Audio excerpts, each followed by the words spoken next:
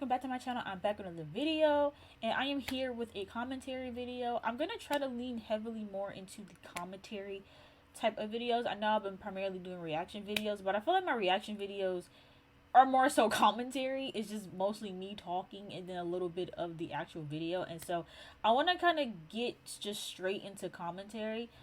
So that way it'll allow for me to not only speak about trending topics, but then also things that are going on in my personal life, which you guys know is a really big part of my channel. In this particular video, I want to get into what's been going on with all of these platforms. Primarily YouTube, Twitch as well, and even a little bit of TikTok.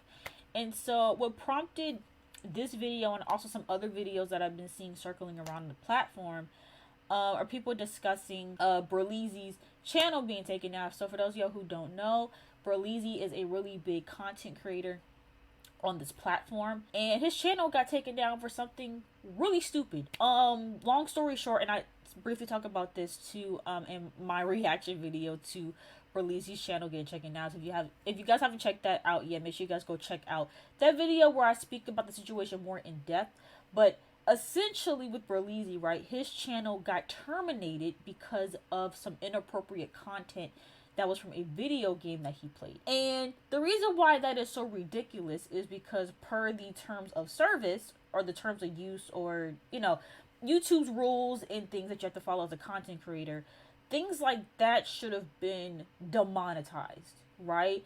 I don't disagree that he should have been held accountable for having, you know, he had adult toys shown in the video, and so of course, you know, that's not family friendly, it's not advertiser friendly, and so I get it, you do have to uphold some type of punishment, but terminating his entire channel because of that just didn't seem right. It felt very targeted, because again, you don't see that with other creators. You don't, especially the non-black creators, you never see that. You may see some demonetization. A lot of the times they don't even get that either, but to terminate his entire channel for that little infraction just made zero sense. In the midst of everyone discussing and having these conversations around this, people started to bring up Cory's video, and so, you know, unless you've been living under a rock, you know, CoryxKenshin, he spoke about this. He spoke about the favoritism and the potential racism that has been occurring on YouTube's platform.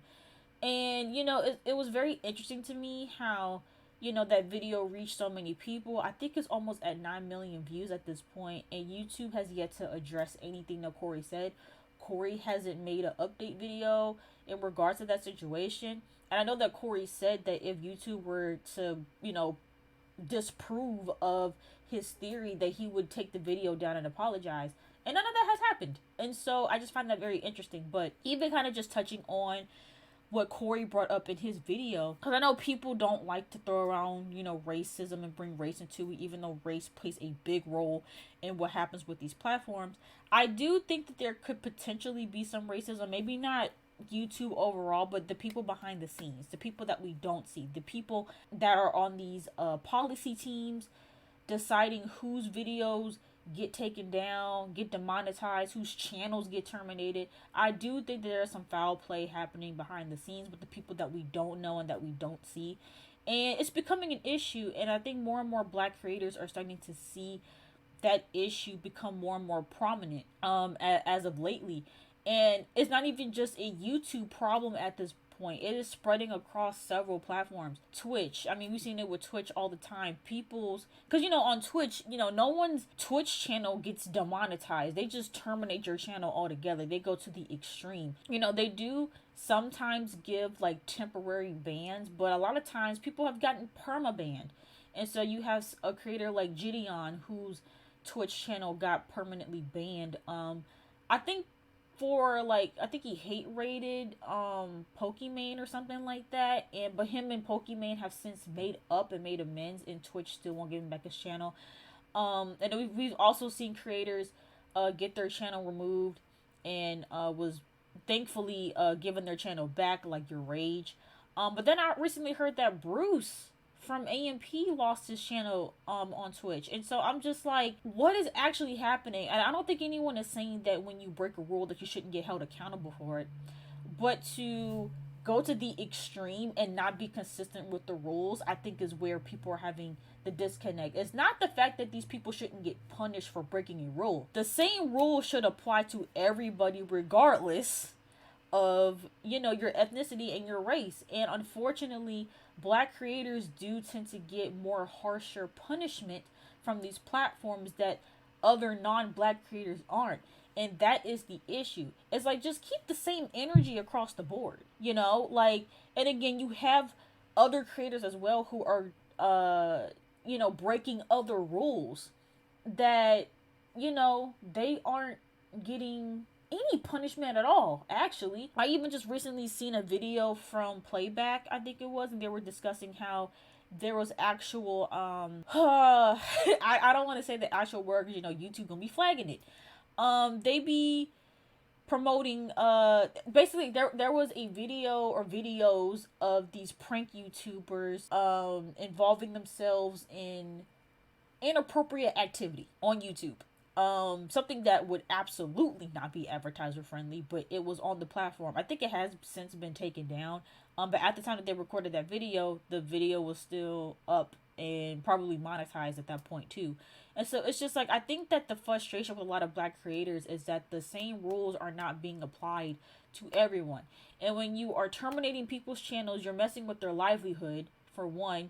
You're messing with their livelihood, you're messing with, you know, just their overall platform. But then also too, even when it comes to just like, even in situations where things are taken down or things are demonetized and then you put it back up, you're still affecting a big chunk of their revenue, because now all those people that, you know, like, because, you know, like, after a certain point in time, the views start to trail off. You're the majority of the views that you get is when you first post a video. But then if you wait a week to put the video back up, no one really is going to care to even watch it. So a lot of that revenue is already gone.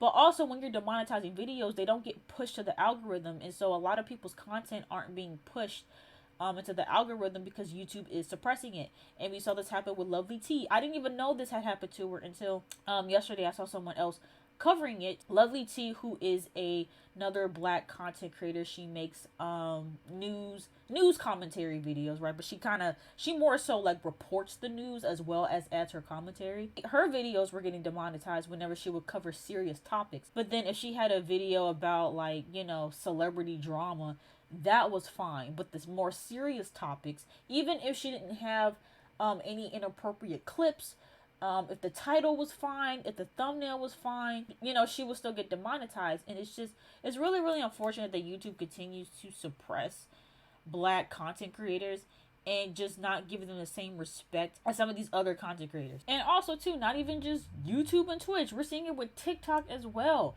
There was, I believe, a New York Times article. I might have got the publication wrong, but there was a article that came out basically outing TikTok for picking and choosing who goes viral on their platform. Someone on their team admitted this.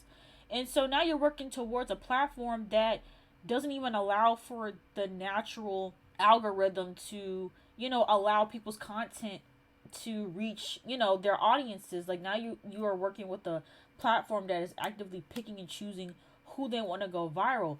And even that, as a content creator, is very frustrating, because it's just like, they clearly are not picking black people to go viral. And I'm not saying that black people or people of color that are content creators, that their content never goes viral, because I mean, hey, I've had a video go viral on TikTok before, but we're not getting the same level of push as other content creators, and that is not fair. And to be honest, I don't even think that should be legal, because again, you're messing with people's money.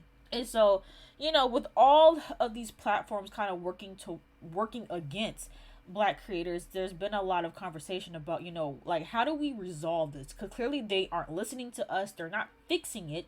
They're doing a lot of fake woke promo to try to make it seem like they care about black creators, but they aren't actually putting in the systems in place to protect black creators. So the next step is, from that, what do we do from here? What are the actual solutions that we need moving forward to kind of fix this issue? And so some people have suggested moving to another platform. The problem is, there's not really other platforms to move to. Now, yes, there are some up and coming platforms that are rising. I know Rumble is a video platform that is starting to get traction. I think Kick, which was the platform that Aiden Ross, I think, is trying to move over to, but there's been some discrepancies with that. There aren't really any other platforms that are at the level of a YouTube, of a Twitch, and a TikTok in terms of monetizing that content. Like, yes, there's other platforms you could put your videos on, but in terms of the audience, the reach, the push, the advertisers, there really isn't any other like legitimate competition there. And I kind of hope that one of these platforms or a new platform does come and eventually does get that push and can be a competitor to YouTube. Because I think what happens too a lot of times with these companies is that when they have a monopoly over the industry, they don't have incentive to really work in the favor of the people that support them, because they own the space. And so they can essentially do what they want and make any kind of rules they want, and people are going to abide by it, because like, what else are they going to do? And it kind of again points back to Corey's video, where he's like, man, it kind of sucks that I have to make this video about YouTube on YouTube, because where else am I going to go to get this message out? And it's just really unfortunate. And then of course that also brought up the other potential solution, I guess, that people have been bringing up, is that, you know, Black people need to make their own platform. We need our own YouTube, our own spaces. And that's way easier said than done. I mean, I'm sure most people would prefer more apps that are geared towards our community, that we can feel safe in, that we can thrive in. You know, that is something that I feel like a lot of Black creators desire, but it's easier said than done. Y'all have no idea how much work goes into creating something like a YouTube and a Twitter. Like, there's a lot there. You need a really big team. There's a lot of coding involved.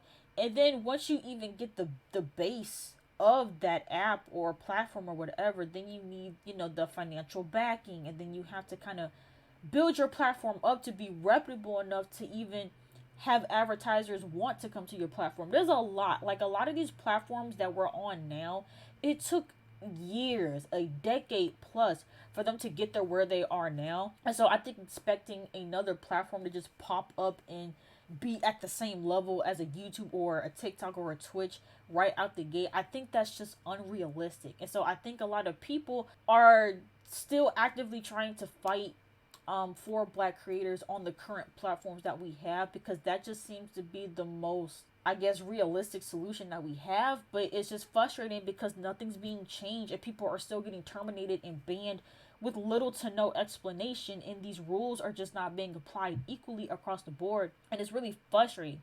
It's frustrating as a content creator, feeling like you're not safe on your own platform, because at any given moment that platform could turn on you, again, with little to no explanation, and just ruin your entire livelihood. And you're working towards algorithms that aren't pushing your content to the people that you want to see your content. And it almost makes you feel as though, like, what am I doing this for? Like, why am I putting so much work and energy into something and into a platform that doesn't care about me, that doesn't protect me? It's very, very frustrating for sure. And I really hope that we get some type of answers from YouTube, or at least we start to see some type of change where not only are content creators being told what they did wrong in detail, but they're also given the opportunity to fix whatever mistake they made. I don't think they need to just automatically terminate something or delete something or like, how about let's have a conversation with the creators, let them know what happened or what needs to be changed. Most content creators are perfectly fine with editing something out, changing a thumbnail, or deleting the video entirely. Most people would opt to do that than for you to just get rid of their channel, or to delete something, or to demonetize something. Just let's have more conversation. Let's be more transparent about what you can and can't do. And let's be more fair across the board in terms of, you know, what's allowed on these platforms. But yeah, those are my overall thoughts about these platforms and how they treat Black creators. I'm really curious to hear your guys' thoughts about what you guys feel in terms of the current state of all these platforms. Are you a Black content creator? Do you feel like these platforms are protecting you and your content? And how do you feel about how they've been treating some of your favorite creators? Berleezy, CoryxKenshin, like I said, Bruce, Your Rage, Gideon. Like, there's so many people that have been done wrong on these platforms. Let me know how you feel about that in the comments down below. And if you guys enjoyed this video, make sure you guys go ahead and give it a big thumbs up. And don't forget to subscribe to my channel if you guys want to see more commentary. Also, let me know in the comments what other topics you guys want me to cover. Like I said, I cover trending topics, YouTube topics. I cover gaming here and there, so just let me know what other topics you guys want me to cover on this channel, and I will see you guys in the next video.